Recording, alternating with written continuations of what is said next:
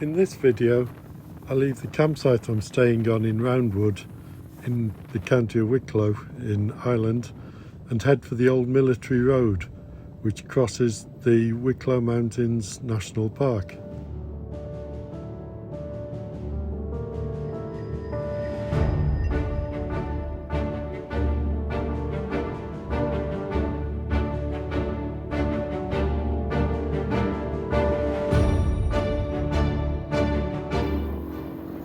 In 1798, Ireland was experiencing what can be described as turmoil when the United Irishmen rose up in a rebellion against the British rule. The east of the country, particularly the counties of Wexford, Kildare and Wicklow, were a hotbed for this revolt.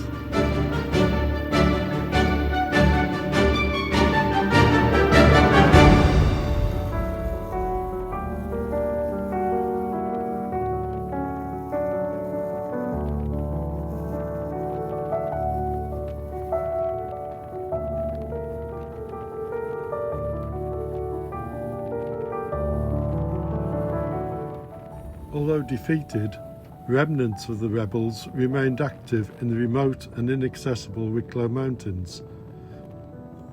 Led by Michael Dwyer, a native of the mountains, they continued a guerrilla-style campaign. In order to assert their control over this area and subdue the rebels, the British Army needed quick and easy access, and it was for this reason that the road was built.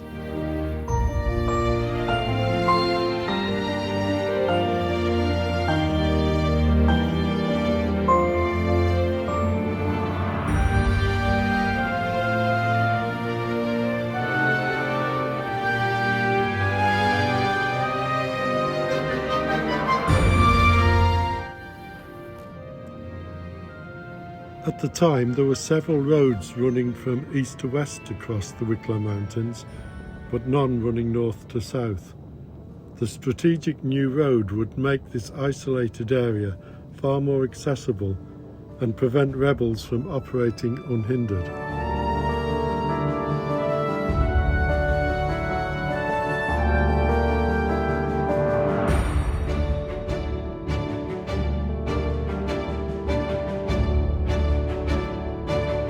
Construction of the military road began in August 1800. The work was led by Captain Alexander Taylor of the Royal Irish Engineers. He was a noted engineer of the time and had already overseen the building of many roads across Ireland.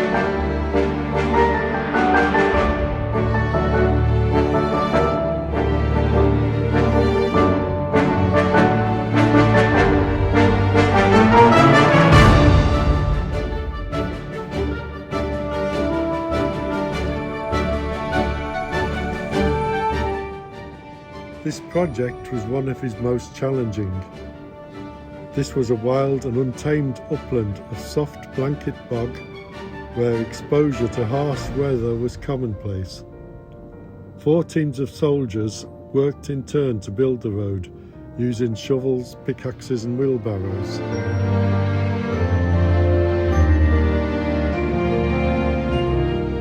Taylor was in charge of the work for 9 years until the completion of the road in October 1809, by which time he was 63.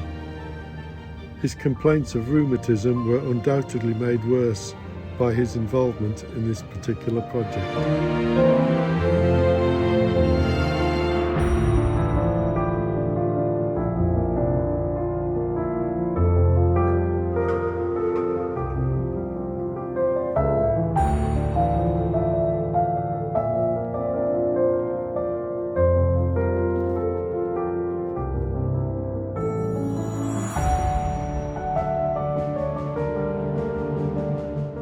The road began in Rathfarnham in South Dublin and ran for a total distance of 43 miles. It had a spur running east to Enniskerry. The route passed through Glencree, Lara and Glenmalure, where barracks were constructed at each of these locations.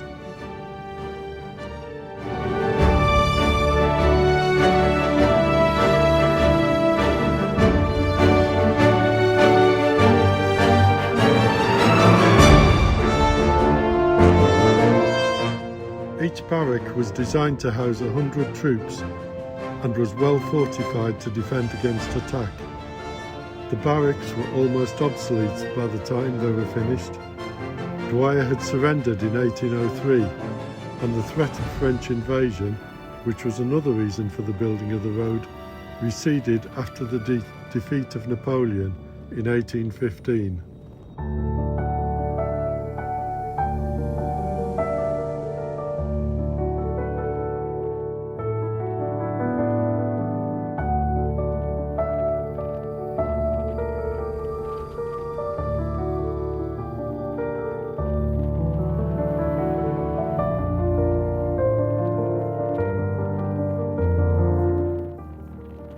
After the defeat of Napoleon, locals were allowed to use the road. Apparently they even allowed strangers to use it, but non-locals had to carry a permit with them.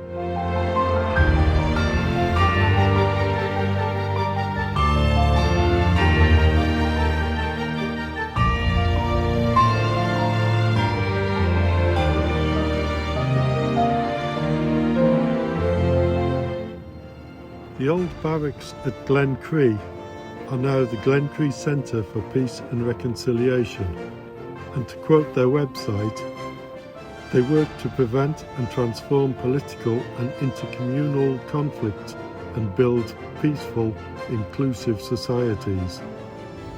We bring individuals and groups impacted by conflict together and help them find pathways to reconciliation and sustained peace through facilitated dialogue, relationship building, public discourse, and shared learning.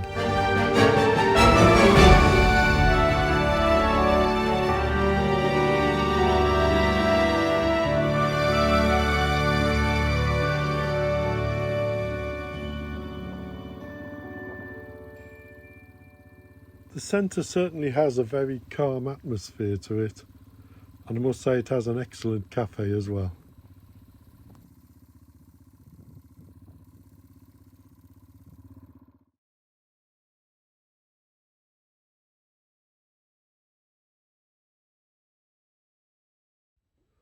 I hope you enjoyed my first video from my 2023 visit to Ireland. If you did, please like and consider subscribing. Thank you.